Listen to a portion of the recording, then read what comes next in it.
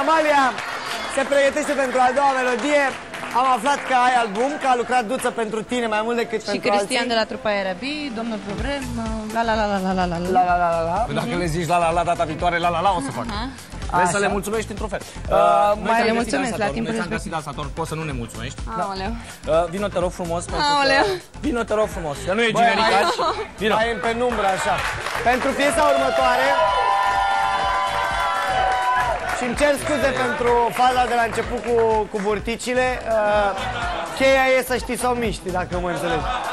Nu contează mărimea. Este, cum să spun, categoria grea, dar are mișcări de lebădă. Da. Arăți tot ce știi, faci frumos, nu vorbești, câștigăm mulți bani cu Amalia, da? Da? O să te ia pe cele mai mari scene ale lumii, Popeșle Ordeni, Băile Calacea, da?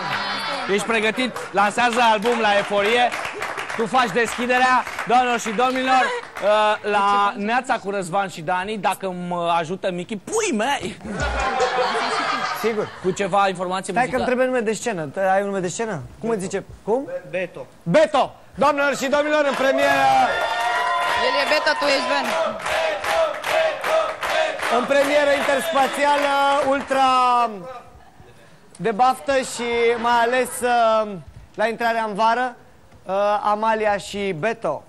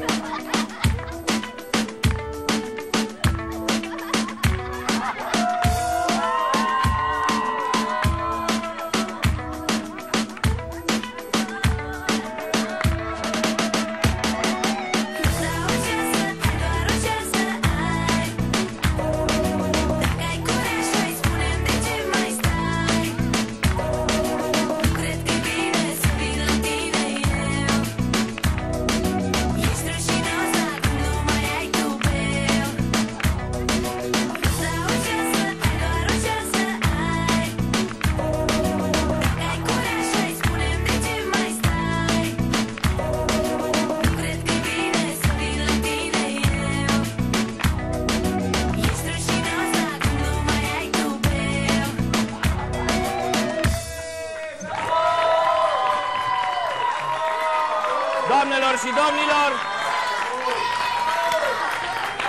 Mulțumim tare mult artistului pentru prestație, mulțumim colegului nostru pentru sciatică. Mesaj pentru ideea lui Michi. Michi, mei.